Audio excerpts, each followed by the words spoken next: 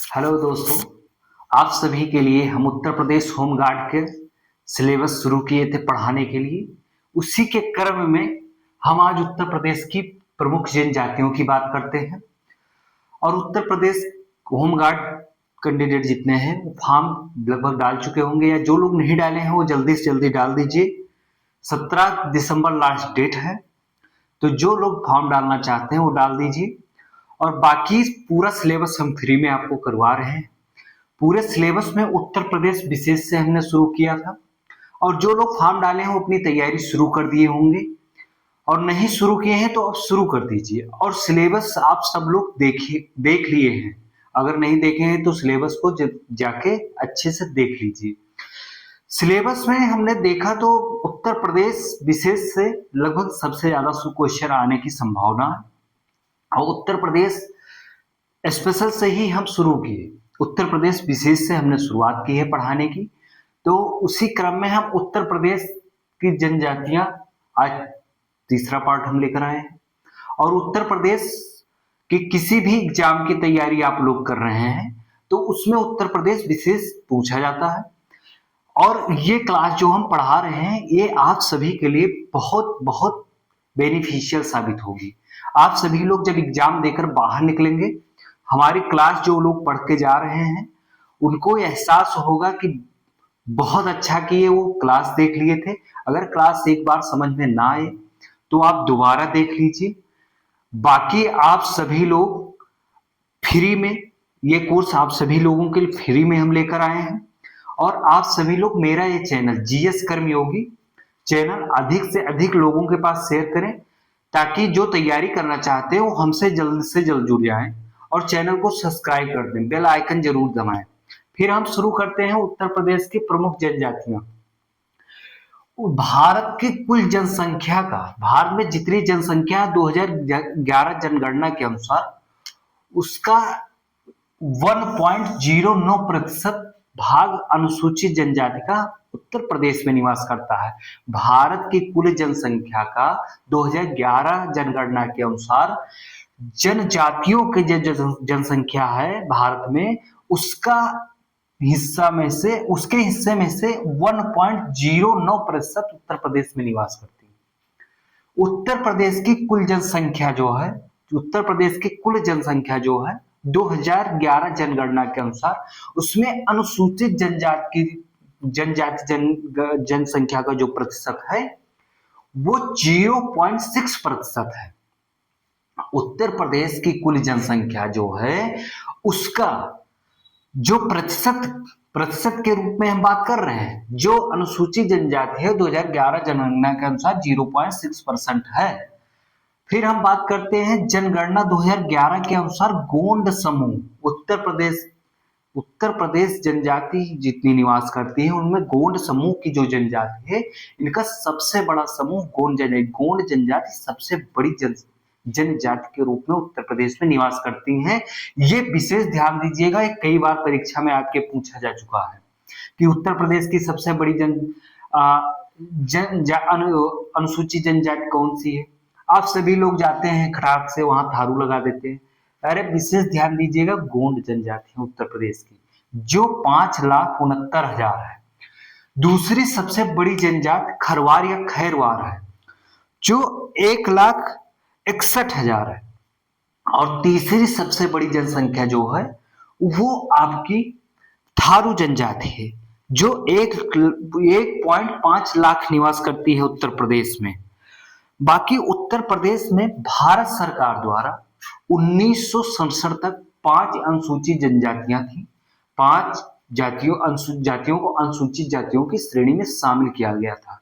2003 में ये संख्या बढ़ के 10 हो गई। 2003 में भारत सरकार ने 10 अनुसूचित जनजातियों को मान्यता देकर इसी सूची में शामिल किया।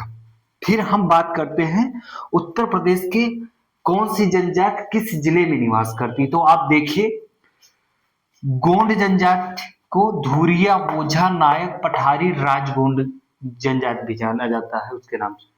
गोंड जनजाति जो है आपकी महाराजगंज, सिद्धार्थनगर, बस्ती, संत कबीर नगर, गोरखपुर, देवरिया, कुशीनगर, मऊ, आजमगढ़, जौनपुर, बलिया, गाजीपुर, चंदौली, वाराणसी, भदोही, मिर्जापुर, सोनभद्र। गोंड जनजाति जो है उत्तर प्रदेश के इस जिले में निवास करती हैं, जैसे हम बताया इसी क्रम में। फिर हम बात करते हैं थारू जनजाति की। ये उत्तर प्रदेश में महाराजगंज, सिद्धार्थनगर, बलरामपुर, श्रावस्ती, बहराइच एवं लखीमपुर खीरी में निवास करती हैं। जो थारू जनजाति के बारे में है एक और विशेष जो बात है वो बात करते हैं। थारू जनजाति जो है इसमें एक बगहर त्योहार होता है। बगहर त्योहार जो है एक बड़े धूमधाम से मनाते हैं और इनका सबसे बड़ा त्योहार जो है वो बगहर है। और थारू जनजाति के लिए एक संग्रहालय, थारू अनुसूचित जनजाति के लिए एक संग्रहालय जो बनाया जा रहा है वो बलरामपुर में बनाया जा रहा है। ये आपके करंट अफेयर में भी क्वेश्चन पूछा जाएगा। और थारू जनजाति के लिए थारू महाविद्यालय के निर्माण उत्तर प्रदेश सरकार द्वारा लखीमपुर खीरी में किया गया है। थारू की जनजातियों के लिए एक विशेष बैंक स्थापित किया गया है। थारू जनजाति जो है बहराइच में अपना एक बैंक स्थापित की है, यानी कि उत्तर प्रदेश सरकार का इसमें सहयोग है। और थारू जनजाति जो है दिवाली पर्व को, दिवाली जो है त्योहार, उस दिन पूरा हिंदुस्तान बड़े धूमधाम से खुशी मनाता है, दिया जलाता है और पटाखे जलाता है, मिठाई खाता है, बड़े धूमधाम से मनाता है। लेकिन थारू जनजाति एक जनजाति भारत में ऐसी है जो दिवाली के दिन शोक मनाती है। फिर हम और थारू के जनजाति के बारे में थोड़ा सा और जान लेते हैं। थारू जनजाति जो है ये इनकी महिलाओं में जो है ये आभूषण पहनना और गुदना गुदवाना बहुत पसंद करती हैं। थारू जनजाति की महिलाएं गुदना गुदवाती हैं और आभूषण धारण करती हैं। और इनका मुख्य भोजन जो है वो चावल है। ठीक है, इनका मुख्य भोजन जो है चावल है। थारू जनजाति के लिए थारू विकास परियोजना एक शुरू की गई थी। सरकार ने इनके सामाजिक और आर्थिक उत्थान के लिए एक योजना शुरू की थी। उस योजना का नाम था थारू विकास परियोजना, जो 2 अक्टूबर 1980 से इनके सामाजिक और आर्थिक उत्थान के लिए शुरू किया गया था। और ये जो है थारू जनजाति जो है इनकी जो थारू जनजाति के लोग जो हैं छोटे कद के होते हैं, इनकी चौड़ी मुखाकृति होती है और पीले रंग के होते हैं। फिर हम बात करते हैं आपकी सहरिया जनजाति की। सहरिया जनजाति ललितपुर में निवास करती है।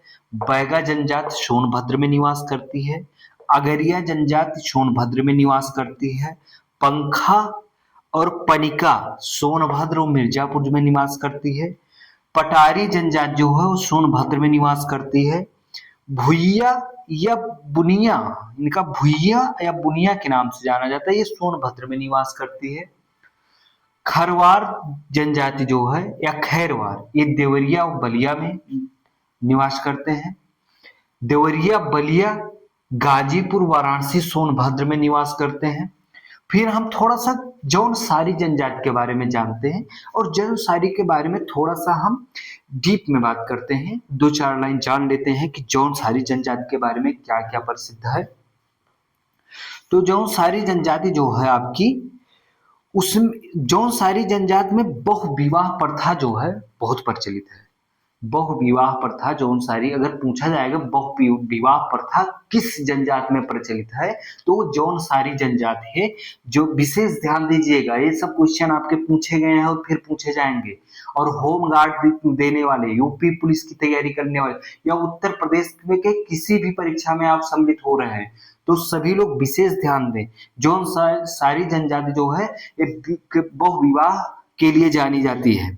इसके प्रमुख त्योहार जो है बिक्सु, दियाई एवं पंचोंग त्योहार है। इनके प्रमुख नृत्य जो है जौनसारी का है सराई, जंगबाजी, धेई, मेला, झूमसू, रासो, घोड़ो घूंटचा अंडे कांडे। हम इसलिए बोर्ड से हट जा रहे हैं ताकि आप सभी लोग को ये साफ दिखाई दे। फिर हम बात करते हैं बुक्सा जनजाति की। ये बुक्सा जनजाति आपकी है जो बिजनौर पश्चिमी यूपी में निवास करते हैं। चेरो जनजाति जो हो सोनभद्र में निवास करते हैं। बुक्सा जनजाति के बारे में भी हम थोड़ा सा जान लेते हैं। इनके बारे में 2-4 लाइन और बुक्सा जनजाति के बारे में भी जान लेते हैं। बुक्सा जनजाति जो है ये बिजनौर पश्चिमी यूपी में है। ये अपने आप को पतवार राजपूत घरानों से भी संबंधित, ये बुक्सा जनजाति जो है पतवार राजपूत घराना जो है ये अपने आप को उससे संबंधित मानते हैं। पहले ये रहा होगा पतवार जनजाति, जो पतवार राजपूत होते हैं वो इसी वजह से जंगल में जाके रहने लगे, फिर वो वहीं पे निवास करने लगे, उन्हीं का वंशज ये अपने आप को बताते हैं। इनका बुक्सा जनजाति का मुख्य भोजन है मछली और चावल। और ये काशीपुर की चामुंडा देवी, ये काशीपुर की जो चामुंडा देवी हैं वो सबसे बड़ी देवी मानी जाती हैं। बुक्सा जनजाति में काशीपुर की चामुंडा देवी सबसे बड़ी देवी मानी जाती हैं। वहां पर बुक्सा जनजाति के लोग जाते हैं और विशेष पूजा अर्चना करते हैं और उनकी ध्यान लगाते हैं या जो भी और कुछ करते हैं। इनका परिवार जो है पितृसत्तात्मक है। बुक्सा जनजाति जो है पितृसत्तात्मक है और वही ये जो है आपका थारू जो है जनजाति में ये मातृसत्तात्मक है। आइए हम बताते हैं मातृसत्तात्मक क्या होता है। जिस समाज में या जिस घर में महिलाएं नेतृत्व करती हैं या उन्हीं के वो मालिक होती हैं तो वो मातृसत्तात्मक समाज होता है। और पितृसत्तात्मक समाज वो होता है जहां पे पुरुष समाज में या घर में नेतृत्व करता है, वो जो है पितृसत्तात्मक समाज होता है। तो बुक्सा में पितृसत्तात्मक समाज थी। इनके वेशभूषा में जो है धोती कुर्ता पगड़ी धारण करते थे। यहाँ के बुक्सा जनजाति के लोग जो पुरुष होते थे वो धोती कुर्ता और पगड़ी इनका विशेष पहनावा था। और बात जान लेते हैं थोड़ी सी जानकारी ये लेते हैं कि खरवार जनजाति जो है ये आपकी देवरिया गाजीपुर मिर्जापुर सोनभद्र जिलों में निवास करती हैं। ये अपने आप को बिहार के रोहतास से आया हुआ बताते हैं, अपने आप को सूर्यवंशी बताते हैं। ये खरवार जनजाति के लोग अपने आप को सूर्यवंशी बताते हैं, ये सूर्यवंश से अपने आप को संबंधित मानते हैं। इनकी अन्य उपजातियां भी हैं सूरजवंशी, पटबंदी, दौलतबंदी, खेती, राउत, मगती, झोलियाली, गोजू, आर्मिया। इनका प्रमुख त्योहार जो है जीवित पुत्रिका या जीवतिया है, अनंत चतुर्दशी है, होली है, नवरात्रि है आदि। ये इतनी है। बाकी जो जनजातियां उत्तर प्रदेश में निवास करती हैं इनके लिए कौन सी योजनाएं केंद्र सरकार चला रही है, कौन सी योजनाएं राज्य सरकार चला रही है, वो जो हम योजना और योजनाएं या परियोजनाओं का जब चैप्टर लेकर आएंगे, वो क्लास लेंगे तो हम उसमें एक क्रम में सब एक साथ बता देंगे। बाकी इनसे संबंधित जो जानकारी थी जो आपके एग्जाम के लिए बहुत इंपॉर्टेंट है वो हमने बता दिया है। खरवार के लोगों का प्रमुख नृत्य जो है, लोक नृत्य जो है खरवार का, वो कर्मा लोक नृत्य है। ये पूछा जाए कि खरवार जनजाति के लोग कौन सा नृत्य करते हैं या किस नृत्य से संबंधित है, तो कर्मा नृत्य से संबंधित है। ये लोगों को कर्मा नृत्य करते हैं। इनका प्रमुख देवता जो है बधऊस, बन संती, दूल्हा देव, घमसान, गोरिया आदि है। बाकी महिगीर जनजाति जो है वो बिजनौर में निवास करती है। महिगीर जनजाति जो है, महिगीर अनुसूचित जनजाति जो थी वो आपके बिजनौर में निवास करती थी। उत्तर प्रदेश सरकार ने उसको महिगीर अनुसूचित जनजाति को अब ओबीसी में कर दिया गया है। अगर पूछा जाए आपको आपको से गलत करवाने के लिए आयोग ऐसे क्वेश्चन बना सकता है 4 ऑप्शन दे करके, इसमें से कौन सी जनजाति अनुसूचित जनजाति में नहीं है। जैसे उसमें ऑप्शन दे देगा आपको जौनसारी, बुस्का, खरवार और माहीगीर। तो आप विशेष ध्यान रखिएगा, माहीगीर जो जनजाति है वो अब ओबीसी में शामिल कर दी गई, वो मुस्लिम धर्म से संबंधित है। और जो आपके थारू जनजाति है यह हिंदू धर्म से संबंधित है और वो मुस्लिम धर्म से संबंधित है। जौनसारी जौनसारी नहीं, महगीर। और महगीर के लोगों का मुख्य व्यवसाय जो है मछली पकड़ना है। बाकी जो जितनी इससे संबंधित जानकारी थी जनजातियों से वो हमने इस वीडियो में पूरा दे दी है और हम बार बार पीछे हट गए थे। आप सभी लोगों को अगर नोट करना तो नोट कर लीजिए, नहीं स्क्रीनशॉट कर लीजिएगा। बाकी हम इसी क्रम में आप सभी लोगों को अपनी क्लास देते रहेंगे। ये जो हमने क्लास शुरू किया था होमगार्ड का, ये बिल्कुल मुफ्त में है। तो इसलिए आप जो लोग फॉर्म डाल रहे हैं या तैयारी करना है, जिसको जो लोग भी पेपर में सम्मिलित होना चाहते हैं, वो हमारे चैनल जीएस कर्मी योगी से जुड़ जाएं और अधिक से अधिक लोगों के पास शेयर करें ताकि फ्री में आपको पूरा सिलेबस मिले। और एक बात और जान लीजिए, जिस स्टूडेंट्स का सिलेबस कंप्लीट होगा उसके सारे सवाल सही होने के या ज्यादा सवाल सही होने के चांस सबसे ज्यादा है। और जिसके सिलेबस कंप्लीट नहीं होंगे वो मतलब कैसे सही करते हैं, लेकिन सिलेबस बहुत इंपॉर्टेंट है। सिलेबस कंप्लीट करने से आपके चांस जो हैं सबसे अधिक होते हैं सिलेक्शन होने के। तो होम गार्ड के लिए या उत्तर प्रदेश की किसी भी परीक्षाओं में सम्मिलित होने जा रहे हैं आप, तो ये सब आप सभी लोगों के लिए एकदम मुफ्त क्लास उपलब्ध है। और हमारे चैनल जीएस कर्मी योगी को अधिक से अधिक लोगों के पास शेयर करें, सब्सक्राइब करें और बेल आइकन को जरूर दबाएं। और हमारे से संबंध हम आपको जितनी उत्तर प्रदेश से ही संबंधित नहीं, जो भी एग्जाम है उससे संबंधित हम आपको जानकारी देते रहेंगे। बाकी होम गार्ड के लिए जितना पढ़ा रहे हैं उतना पर्याप्त है और बहुत ज्यादा जानकारी की जरूरत नहीं है। हमने सिलेबस देखा, सिलेबस बहुत बड़ा है नहीं, सिलेबस छोटा है, जल्दी कंप्लीट हो जाएगा, आप लोग रिवीजन कर लेंगे।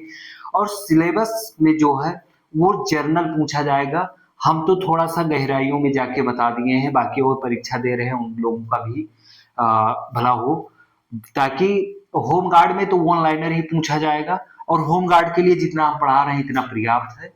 बाकी आप सभी लोग हमसे जुड़े रहें, हमारे चैनल को अधिक से अधिक लोगों के पास शेयर करें।